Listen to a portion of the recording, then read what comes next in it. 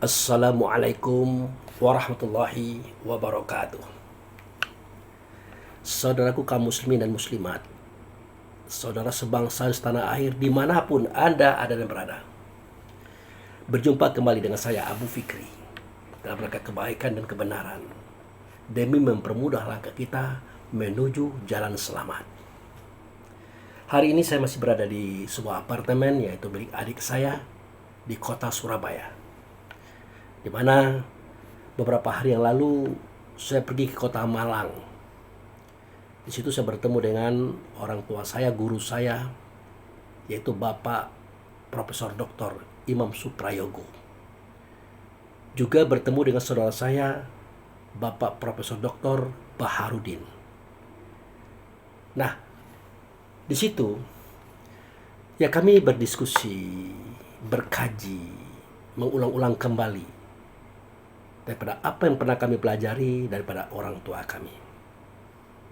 Nah, salah satu pertanyaan yang menarik yang akan saya angkat kembali pada video ini adalah seketika orang tua saya, katakanlah Bapak guru saya ya, juga guru kita semuanya, yaitu Bapak Profesor Dr. Imam Suprayogo.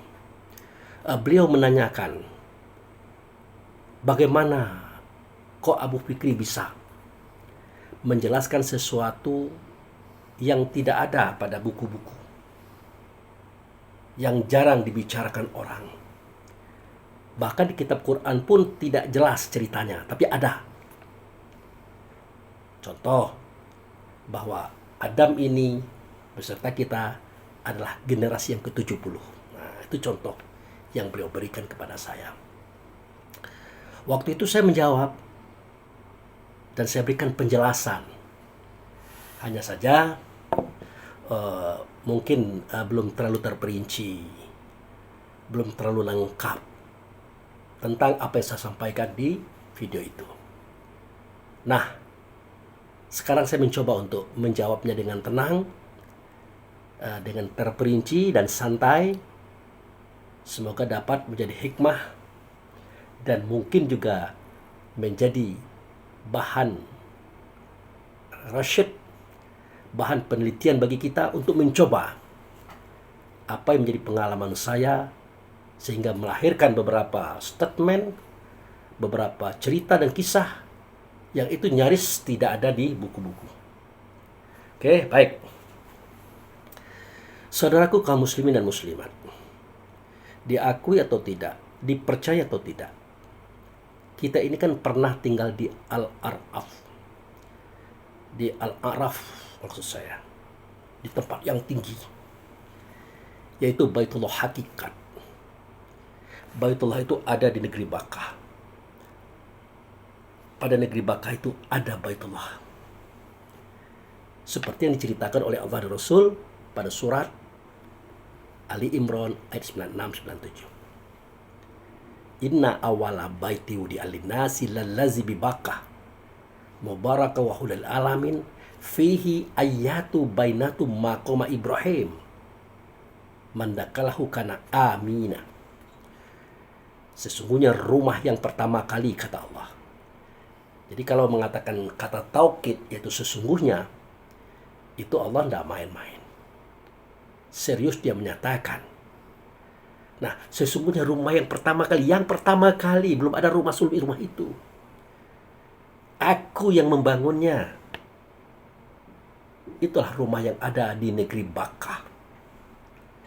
Ingat, Bakkah bukan Mekah. Negeri dan rumah itu diberkati.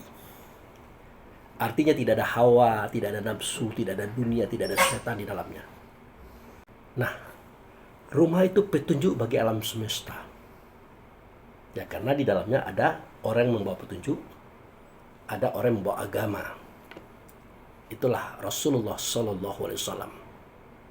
Sebagaimana dikatakan, huwallazi arsala rasulahu bil huda wa dinil haq. Yaitu Allah mengutus Rasul. Allah mengutus Rasul. Rasul itu membawa petunjuk. Rasul itu membawa agama. Jadi petunjuk dan agama ada di Rasul, tidak di Allah. Itu. Kemudian dikatakan lagi, fihi ayatu. Di dalam rumah itu terdapat ayat. Nah, ayat di sini bukan ayat surat, bukan tulisan, bukan cerita, tapi ada wujud nyatanya. Dia itu adalah ruh yang ianya ada dalam dada kita masing-masing. Sebagaimana dikatakan oleh Nabi Muhammad, Alkitabul Quran, Al-Quranu bal huwa ayatu di sudur allazina utul ilmi wa may yajhadu bi ayatina zalimun. Kitab itu adalah Quran. Quran itulah ayat dalam dada.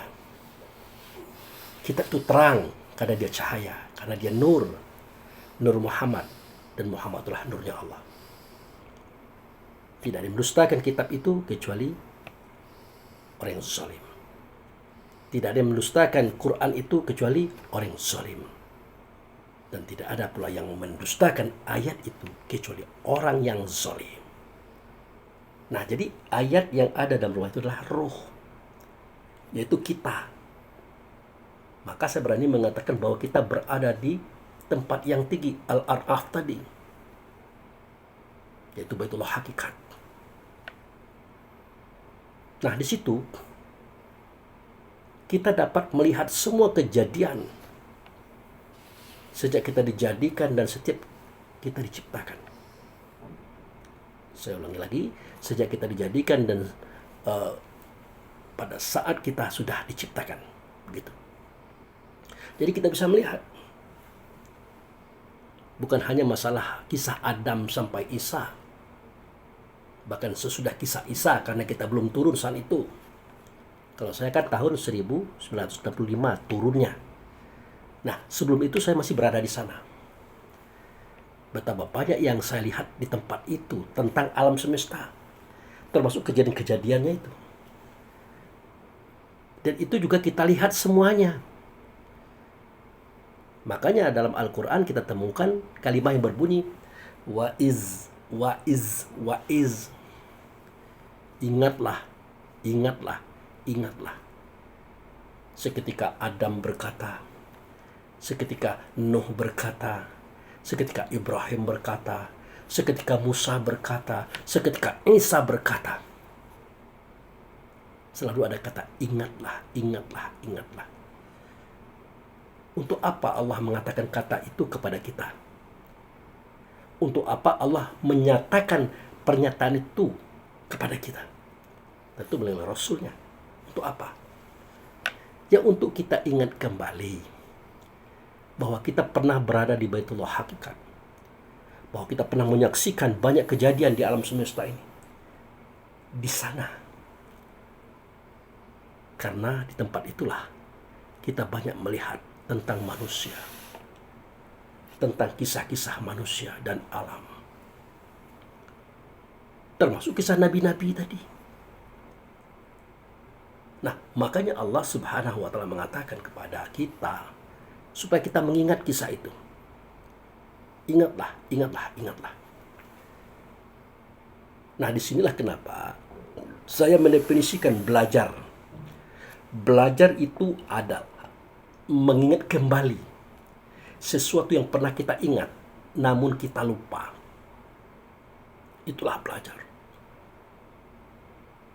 Jadi ada yang pernah kita lalui, yang kita lihat, kita dengar, kita rasakan keberadaannya saat itu, yang kita lupa.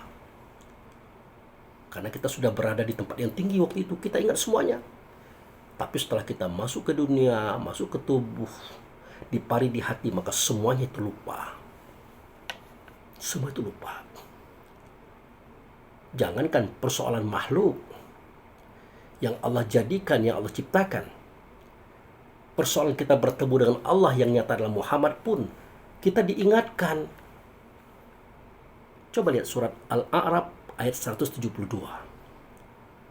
Wa iz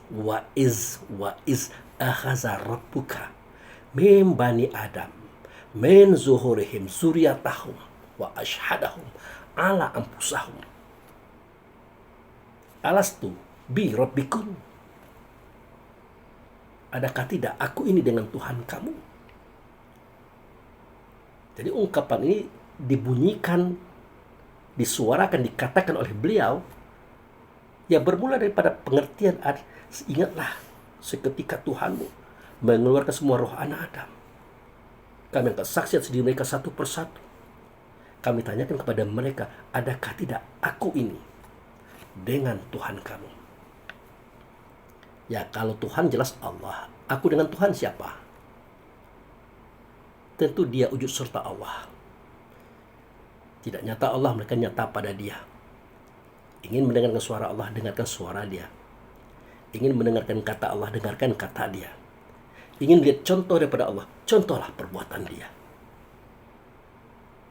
Itulah dia, Muhammad Rasulullah Sallallahu Alaihi Wasallam. Dia bertanya kepada kita, alastu bi rabbikum, adakah tidak aku ini dengan Tuhan kamu? Ya, karena kita menyaksikan, kita melihat, kita mendengar, kita menghadapinya. Tentu kita menjawab, bala syahidna. Benar, kami menyaksikan bahwa engkau dengan Tuhan kami. Nah, akhirnya waktu itu kita sujud. Sujud itu artinya kita menyatakan ketundukan di hadapan Allah yang nyata beliau. Tentu tempat sujud itu namanya masjid. Masjid apa? Masjidil Haram. Masjid yang mulia. Tempat sujud tidak mulia, yang di tempat itu yang mulia adalah beliau itu, saudara. Sedangkan kita bukan mulia, tetapi dimuliakan karena kita di situ adanya. Nah, akhirnya apa terjadi? Kita menyatakan kata asyhadu an la ilaha illallah wa asyhadu anna Muhammadar Rasulullah. Aku bersaksi tidak ada zat, tidak ada sifat, tidak ada nama, tidak ada perbuatan kecuali Allah lah dianya. Tetapi yang kulihat, yang aku dengar suaranya, yang aku rasakan keberadaannya, yang aku hadapi dia waktu itu, bukan Allah, melainkan utusannya. Bernama ia dengan nama Muhammad. Jadi ingat, Muhammad itu utusan Allah loh. Bukan Tuhan, tetapi utusan Allah. Dia adalah wasilah yang menghubungkan kita kepada Allah. Dialah perantara itu. Tapi Pak Abu Fikri, seketika Nabi Musa itu sholat, yang dihadapi oleh Nabi Musa adalah beliau, karena dia berkata, wa aqim sholat li zikri, dirikan sholat ingat oleh kamu akan daku. Apakah itu bukan penyembahan? Ya tidaklah. Jadi kalau Musa itu sholat, Allahu Akbar, katakanlah begitu ya, yang diingat oleh Musa, yang tampak oleh Musa dalam dialog itu adalah beliau. Nah, di sini kita jangan salah paham. Bukan Musa menyembah beliau, tetapi Musa menjadikan beliau adalah kiblat. Kan itu peranan beliau yang pertama, hadapan. Yang kedua, Musa menjadikan beliau adalah wasilah, perantara antara Musa dengan Allah. Karena dalam sholat kita juga, kita dengar istilah itu. Kalau kita mau sholat, mau berhubungan dengan Allah di dalam sholat, azan dulu. Setelah azan berkumandang, selesai semuanya, maka ada doa azan yang bunyinya, Allahumma rabbah hazih da'wati tammah wassolatil qaimah ati Muhammadani wasilah wal fadilah wa ba'athu fil maqama mahmudah innaka la tukhliful mi'ad. Ya Allah, yang memiliki seruan yang sempurna, itu sholat yang akan didirikan. Hadirkan di engkau Muhammad. Nah, itu kita yang mengatakan itu. Sebagai apa? Wasilah, perantara. Di mana? Fil maqama mahmudah. Di tempat makom, di tempat tegaknya si Mahmud. Mahmud itu beliau. Dan ini sudah ketentuan yang wajib Allah siapkan. Karena Allah tidak akan pernah mengingkari janjinya. Nah, itulah yang dilihat oleh Musa di dalam sholatnya. Itu pula yang kita lihat di dalam sholat kita. Walaupun dia bertangga naik, berjenjang turun. Nanti kita akan jelaskan persoalannya. Ingat, itu bukan Tuhan, tetapi yang menyampaikan kita kepada Tuhan. Namanya wasilah. Oke. Nah, jadi di situ jelas persoalannya. Kalau kita memang berada di tempat yang tinggi, bahkan kita menyaksikan siapa-siapa yang ada di sekitar kita. Dan kisah ini awal loh. Sebelum terjadinya generasi 1 sampai generasi 70, sampai di akhir kisahnya, kita ada di situ. Ya bagaimana tidak? Di dalam Baitullah itu ada kiblat, itu beliau, Muhammad tadi. Ada Ibrahim sebagai imam kita, orang yang berada di depan kita. Nah, ini bagaimana pula ceritanya Pak Abu Fikri? Kok Ibrahim jadi imam kita di situ? Lah iyalah.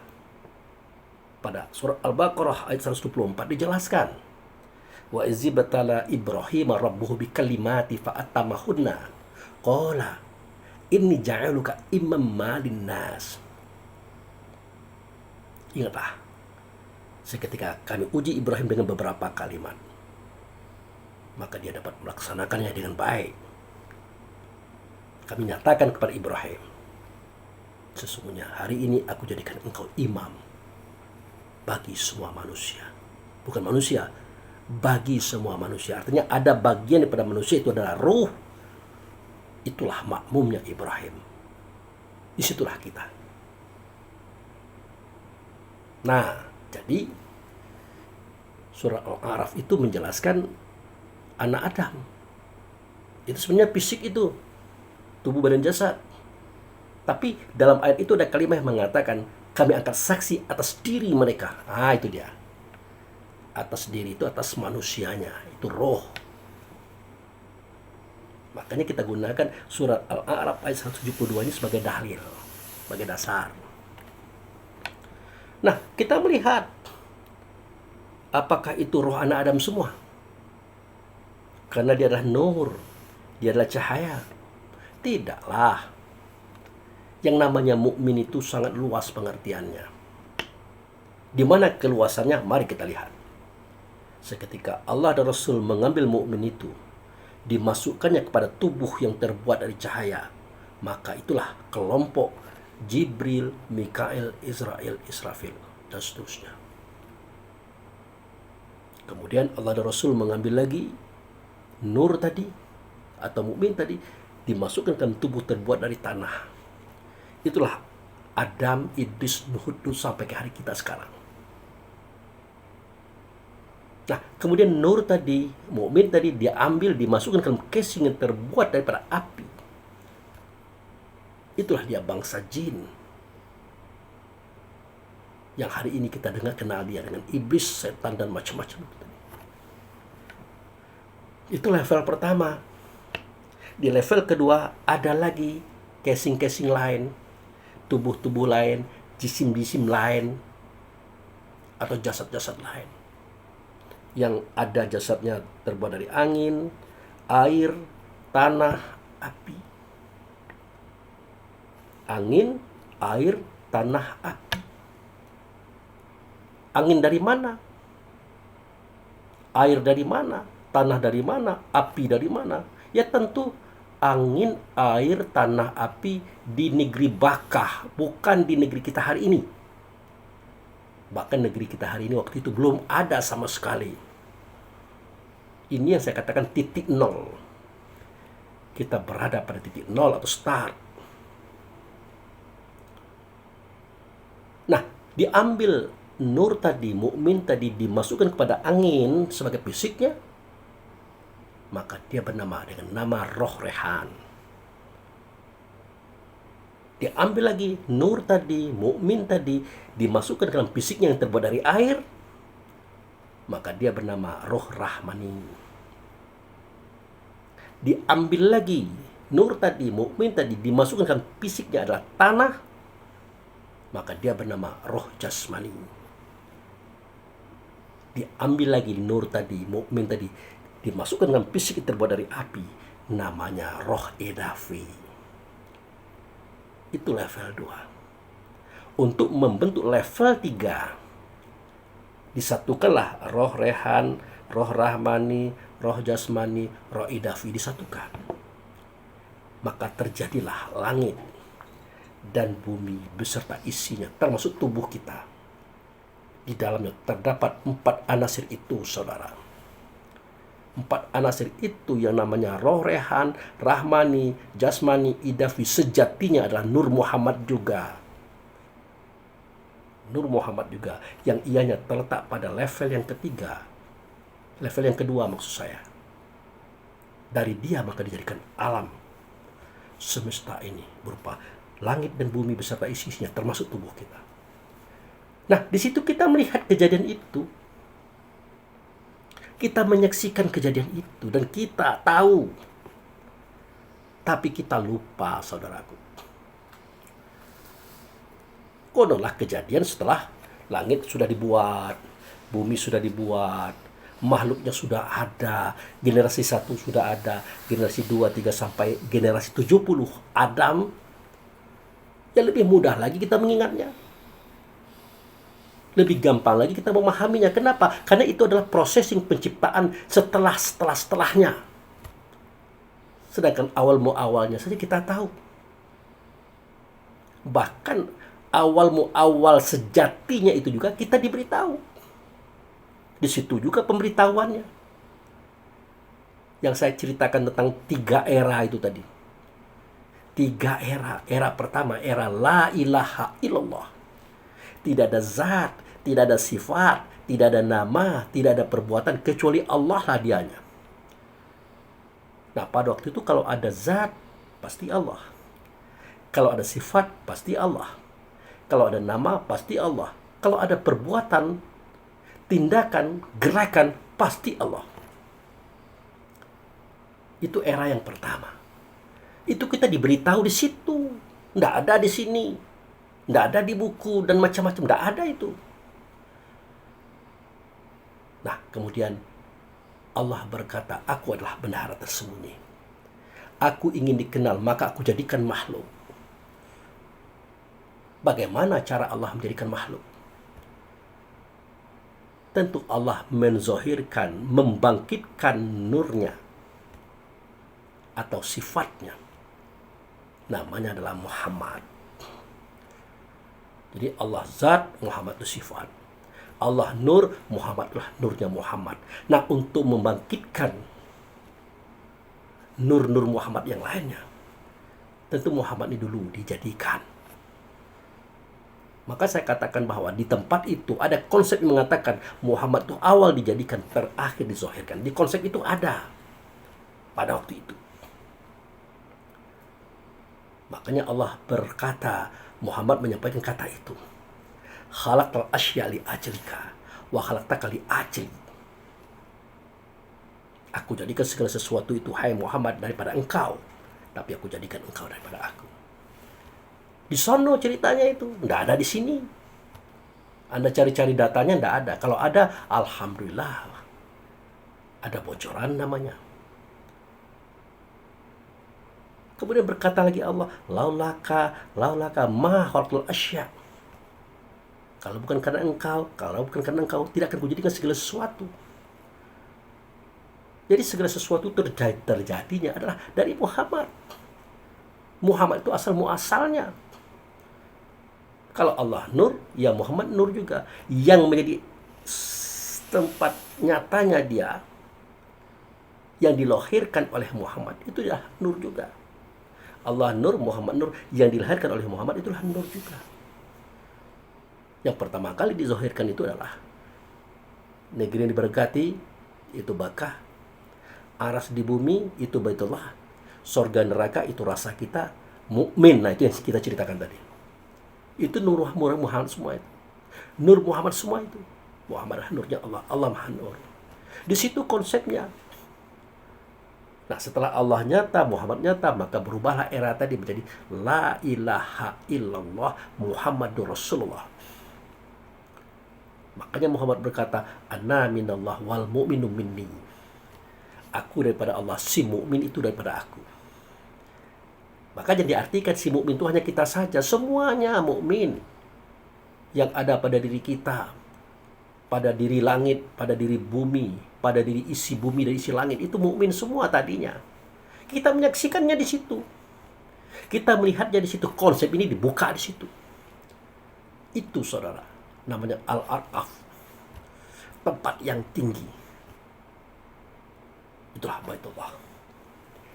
Itulah Masjidil Haram. Kalau dilihat dari jauh, dari muka bumi kita hari ini, namanya Masjidil Aqsa. Nah, disitulah kita melihatnya, tapi kita lupa. Makanya saya katakan, belajar itu adalah sesuatu yang pernah kita ingat, tapi kita lupa.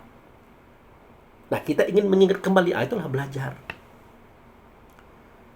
Nah, itu sebabnya kenapa keluar kalimat yang berbunyi, Subhanallazi asra bi'abdihi laila minal masjidil haram ilal masjidil aqsa allazi barakna haulah linurihu min ayatina. Saya ulangi lagi, linuriyahu min ayatina innahu was-sami'ul basyir. Maha suci dia yang sudah memperjalankan hambanya dari Masjidil Haram ke Masjidil Aqsa. Untuk apa? Untuk aku perlihatkan kepada mereka. Untuk aku perlihatkan kepada mereka tentang kisah ayat, kisah mukmin, kisah ruh diri kita, ruh langit, ruh bumi, ruh segala-galanya. Di situ. Kalau kita mau datang ke situ. Nah, di situ kita dapat. Ini janji Allah loh. Janji Rasul kepada setiap kita yang beriman. Setiap kita yang mau melaksanakan praktek tentang apa yang dikatakan ini. Bertemu kita di situ. Bertemu kita data-data, fakta yang kita cari ada di situ. Termasuk cerita tentang kita ini adalah generasi yang ke-70. Di situ konsepnya. Di situ. Makanya dikatakan dalam Al-Quran, wa qad zalika ja'alnakum ummatan wasata litakunu syuhada'a 'alan nas wa yakunu rasul 'alaikum syahida wa ma ja'alna qiblatan allati kunta 'alaiha illa lina'lama may tabi rasul mimma yanqalib 'ala aqibai. Jadi sistem perkiblatan ini ya, kalau sekarang ya kan dikatakan wa min haitsu kharajta fawali wajhaka satrul masjidil haram. Dari mana saja kamu keluar, dimanapun kamu berada, hadapkan wajahmu ke Masjidil Haram, ke tempat suci yang mulia, ke sono. Itu. Nah, di tempat itu kita adalah umat pertengahan. Kita adalah roh, disaksikan oleh Rasul dan Allah. Otomatis kita bisa menyaksikan manusia. Untuk sementara manusia kita, tetapi juga manusia lain. Di tempat itu kita bisa menyaksikannya. Makanya kita tahu cerita ini. Nah, kenapa kita bisa menyaksikannya? Karena Allah dan Rasul menyaksikan kita. Akhirnya kita pun bisa menyaksikan manusia. Manusia diri kita, manusia lain, dan kisah-kisah lain. Di tempat itu. Karena itu adalah tempat yang tinggi. Al-Araf. Atau Al-Araf. Itu tempat yang tinggi. Jadi tidak ada yang tidak kelihatan kalau dari tempat yang tinggi. Kelihatan semua. Nah, ini dibuktikan beberapa hadis menyatakan kepada kita bahwa seketika Nabi Nuh dipojokkan oleh kaumnya. Nah, itu nanti coba kita lihat di hadis kursi ya. Pada hadis kursi itu ada cerita tentang kaum Nabi Nuh mau dilemparkan ke neraka. Kata mereka, jangan dulu ya Allah. Sebelum kami dilemparkan ke neraka, datangkan dulu Nuh itu. Karena Nuh itu adalah utusanmu yang diwajibkan untuk membawa kami kepada kebaikan dan kebenaran. Kata Allah, iya benar, aku telah mengutus dia. Lalu kenapa? Oh Allah, sesungguhnya Nuh itu tidak pernah berdakwah kepada kami. Tidak pernah menjelaskan hari ini kepada kami. Tidak pernah membawa kami kepada kebaikan-kebaikan. Tidak pernah. Dia tidak ada dakwah dan kami tidak ada. Kata Allah, masa? Iya. Nah, jadi orang kafir ini saudara, jangankan di dunia, di akhirat, di depan Allah, di depan neraka pun masih berbohong. Ini orang kafir ini luar biasa. Oke, kata Allah, kalau memang kamu menghendaki Nuh dipanggil, saya panggil. Maka dipanggillah Nuh tadi. Ditanyakan kepada Nuh, hai Nuh, apakah benar engkau tidak pernah berdakwah kepada mereka seketika aku mengutus engkau kepada mereka? Apa kata Nuh? Subhanaka ya Allah. Tidak begitu.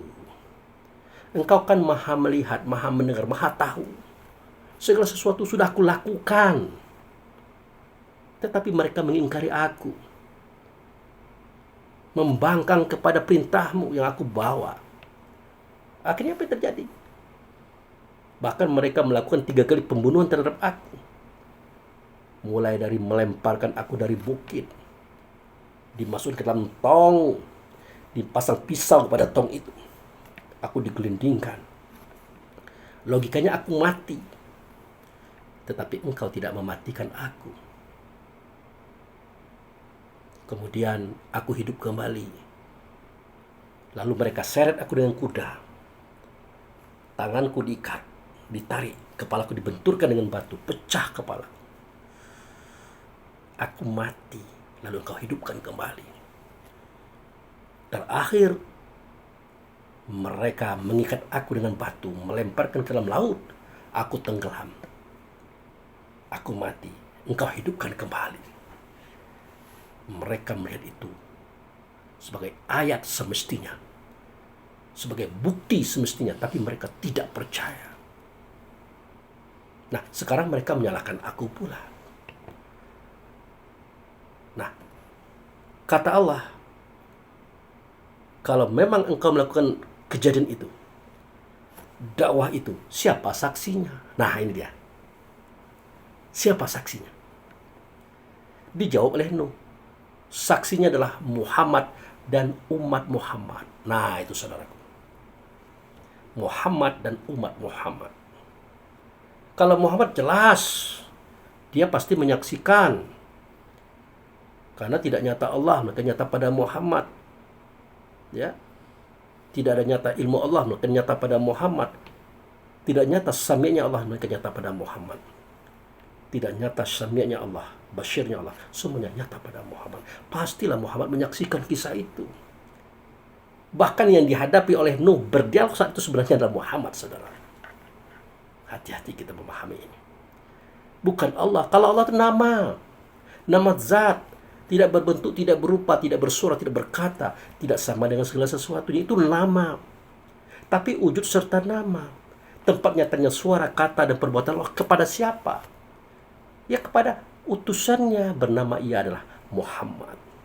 Yang awal dijadikan, terakhir dizahirkan. Sebenarnya yang berkata dengan Nuh saat itu adalah Muhammad, saudara. Ini yang perlu kita pahami. Oh, tapi bagaimana itu Pak Abu Fikri ceritanya? Muhammad itu sebagaimana kita juga. Di Yaumil Mahsyar nanti yang paling dahulu pecah itulah kuburan Muhammad dan sebagainya. Ya itu boleh-boleh saja, tidak salah itu. Itu kan metode penyampaian kajian daripada Allah dan Rasul untuk kelas-kelas kita yang berbeda-beda.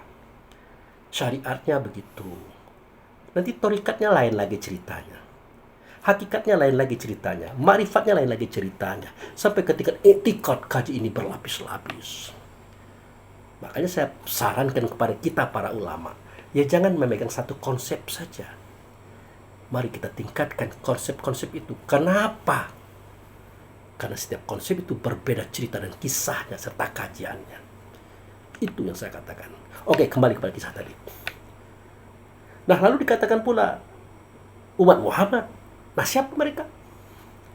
Ya, umat itu artinya orang-orang yang dilahirkan daripada Muhammad. Dia menunjukkan kepada roh-roh kita. Termasuk roh saya, roh Anda, roh Prof. Imam, roh Prof. Baharudin. Menyaksikan itu. Kenapa? Karena kita masih berada di tempat yang tinggi. Kan kita belum lahir waktu itu. Kisah Nuh itu terjadi. Kisah Nuh itu terjadi. Kita kan belum lahir. Kalau saya tahun 1965. Tentu yang lain ada pula tanggal, bulan, tahun lahirnya. otomatis kita melihat kisah itu. Karena kita berada di tempat yang tinggi. Nah, tapi persoalannya Pak Abu Fikri, hari ini bagaimana kok kita tahu? Kok kita dikatakan jadi saksi? Ini Nabi Nuh sendiri mengatakan itu. Nah, masalahnya hari ini kita mengambil sebagian datang ke Masjidil Haram, datang ke Ka'bah, tanda Baitullah, mengambil sebagian makam Ibrahim. Di situ kita berdialog dengan Allah dan Rasul. Kita terkenang kembali kisah-kisah Nabi Nuh. Kita bisa melihat kembali, kita bisa ingat kembali kisah yang pernah kita ingat dulu. Kan dijanjikan, linuriu min ayatina, di Masjidil Haram, di Masjidil Aqsa, di situ aku perlihatkan ayat tentang ruh-ruh ini, tentang mukmin ini, tentang kisah-kisahnya, di situ perlihatkan. Termasuk kisah Nuh ini. Makanya kita ingat kembali itu dan kita yakin bahwa memang benar Nuh itu berdakwah. Umatnya, kaumnya itu berbohong. Kita melihat kejadian itu. Hari ini kita bisa melihat kejadian itu, saudara. Makanya orang tua kita mengajarkan kalau mau sholat, sholatlah ke Baitullah hakikat. Ya, ambil sebagian makam Ibrahim, berdirilah di situ, ruku di situ, i'tidal di situ, sujud di situ, bersuara berkata di situ di hadapan Tuhan. Oh, tapi jauh Pak Abu Fikri, tidak mungkin. Makanya dimudahkan agama ini, Bakkah dibikin negeri Bakkah.